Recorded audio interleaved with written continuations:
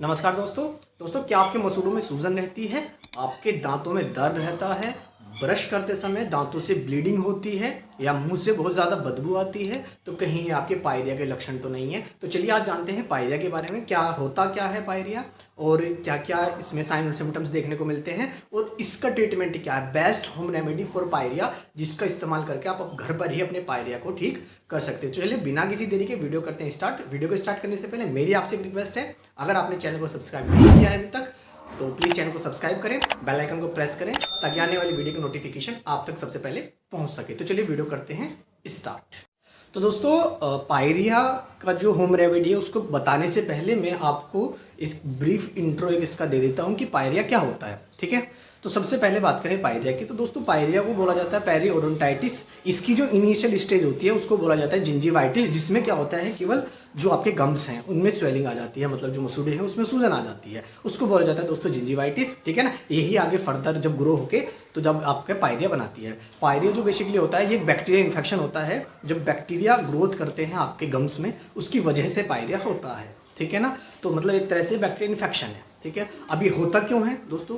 तो ये जो होता है सबसे पहले कि जब मान लिया हमने खाना खाया, ठीक है, खाना खाने के बाद जैसे रात को खाना खाया, अब जो फूड्स के जो पार्टिकल्स हैं वे हमारे दांतों में आकर जम जाते हैं, रुक जाते हैं। और आप अगर ब्रश नहीं करते हैं, ठीक है ना, तो ब्रश नहीं करने के कारण से वहाँ पे ग्रोथ होने लगती है, धीरे धीरे खाना सड़ जाता है, वो धीरे धीरे बैक्टीरिया की ग्रोथ होने लगती है। और बैक्टीरिया की ग्रोथ हो जाती है तो वहाँ पे बैक्टीरिया बहुत ज़्यादा रेप्लिकेट करके वहाँ पे बैक्टीरिया इन्फेक्शन हो जाता है, जिसकी वजह से आगे धीरे धीरे चल के पायरिया का रूप वो ले लेता है। ठीक है, तो ये है दोस्तों इसका मेन कोज।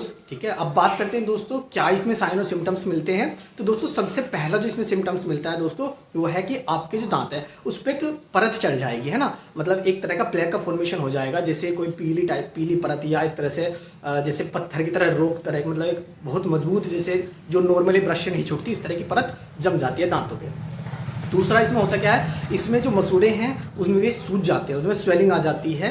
और वहाँ से जैसे भी आप थोड़ा सा ब्रश करते हो तो ब्रश करने से क्या होता है आपके ब्लीडिंग अपने आप होने लगती है। ठीक है, इसके साथ साथ जब आप जैसे मान लिया आप किसी से बात कर रहे हो तो आपके क्या है, आपके माउथ से बहुत ज़्यादा एक गंदी स्मेल आती है ना, एक बदबू आती है आपके मुंह से। तो उस कंडीशन में अगर ये सारे इसमें से कोई भी एक भी लक्षण है आपको, तो आपको समझना चाहिए कि शायद पायरिया हो सकता है। तो सबसे ये था इसके साइन और सिम्टम्स। अब बात करते हैं इसकी बेस्ट होम रेमेडी क्या क्या आपको आजमानी चाहिए, क्या क्या यूज़ करनी चाहिए। तो सबसे पहले आपको दोस्तों क्या करना है, सबसे पहले अपनी जो हाइजीन है उसको मेंटेन करके रखना है। मतलब आपको क्या है, अच्छे से अपने जो दांत हैं आपके, तो उनको ब्रश आपको अच्छे से करना है। ठीक है ना, तो अगर आप ब्रश करोगे तो वहाँ पे जो फूड पार्टिकल्स है वो रुकेंगे नहीं, जिसकी वजह से बैक्टीरिया ग्रोथ ही नहीं कर पाएंगे और आपको पायरिया होगा ही नहीं। ठीक है ना, सबसे पहली कंडीशन ये है।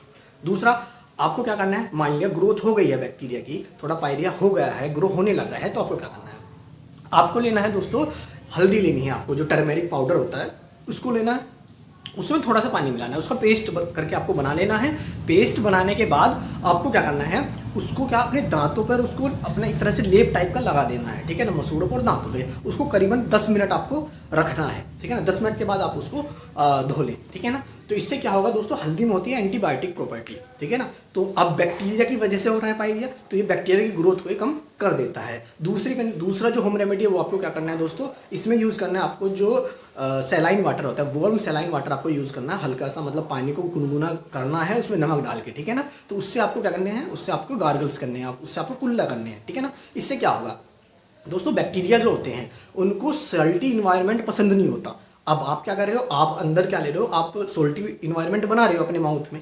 ठीक है ना, जिसकी वजह से क्या होगा, जो वहाँ के जो बैक्टीरिया हैं वो ग्रो नहीं कर पाएंगे। ठीक है ना, क्योंकि वहाँ से भागने लगेंगे, एक तरह से ग्रो नहीं कर पाएंगे मतलब। ठीक है ना, ठीक है, तो ये होगी दूसरी होम रेमेडी। बात करते हैं तीसरी और सबसे बेस्ट होम रेमेडी के बारे में। तो दोस्तों ये आपको घर पर ही आप इसको बना सकते हैं। ठीक है, तो इसके लिए सबसे पहले आपको क्या लेना है, तो सबसे पहले आपको लेना है दोस्तों इसमें हल्दी ही लेनी है सबसे पहले। ठीक है ना, हल्दी का पाउडर, जो हल्दी पाउडर होता है टर्मेरिक पाउडर, उसको आपको लेना है। ठीक है ना, क्वांटिटी बाद में बताऊंगा कि कितनी मात्रा में आपको इनको लेना है। ठीक है, पहले हो गई हल्दी।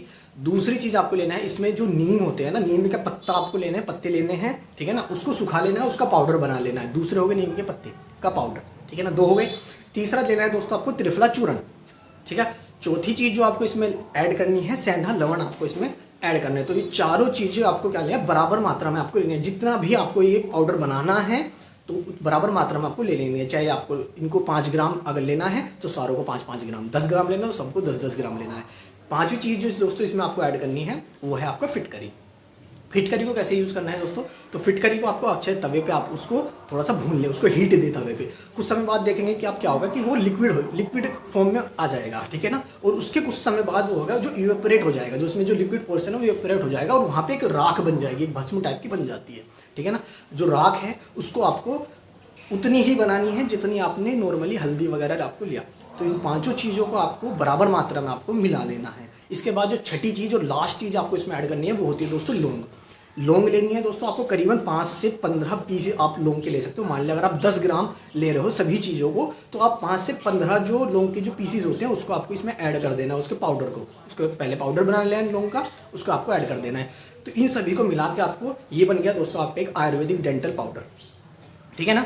जब भी आप ब्रश करो तो इससे आपको करीबन 2 से 3 बार दिन में एटलीस्ट करना है। तो आप देखेंगे कुछ समय पश्चात आपका जो होगा ये पायरिया है वो पूरी तरह से खत्म हो जाएगा और आपके दांत फिर से आपके हेल्दी हो जाएंगे, दांत पूरे मजबूत हो जाएंगे, बदबू आनी बंद हो जाएगी। दोस्तों इसमें जितने भी जो 6 की 6 चीज़ें जो यूज़ की गई हैं वे बहुत ही मतलब एक तरह से साइंटिफिकली प्रूवन है। जैसे मान लिया आपका जो नीम है एंटीबायोटिक प्रॉपर्टी उसमें पाई जाती है, एंटीबैक्टीरियल प्रॉपर्टी पाई जाती है। दूसरा टर्मेरिक है, उसमें भी एंटीबैक्टीरियल प्रॉपर्टी पाई जाती है जो बैक्टीरिया ग्रोथ को रोकेगी पायरिया में, ठीक है ना। इसके साथ साथ जो फिटकरी है एलम है वो क्या काम करेगी दोस्तों, वो एक ब्लड क्लोटिंग की तरह काम करती है। जैसे आप जब ब्रश करते हो ना जो ब्लीडिंग होती है दांतों से, तो फिटकरी के यूज़ से क्या होगा वो ब्लीडिंग वहाँ पे नहीं हो पाएगी, तो ये ब्लीडिंग को रोक देगा, बैक्टीरिया इन्फेक्शन रुक गया। और लौंग है भाई वो आपकी जो बदबू है उसको नहीं आने देगी, ठीक है ना। और दूसरा जो पेन है पेन को खत्म कर देगी। तो टोटल ये सारी चीज़ों को खत्म कर देगी, ठीक है। तो ये था पूरा पायरिया के बारे में। आई होप वीडियो अच्छी लगी तो प्लीज़ वीडियो को लाइक करें, चैनल को सब्सक्राइब करें। मिलते हैं नेक्स्ट वीडियो में, तब तक के लिए जय हिंद, वंदे मातरम।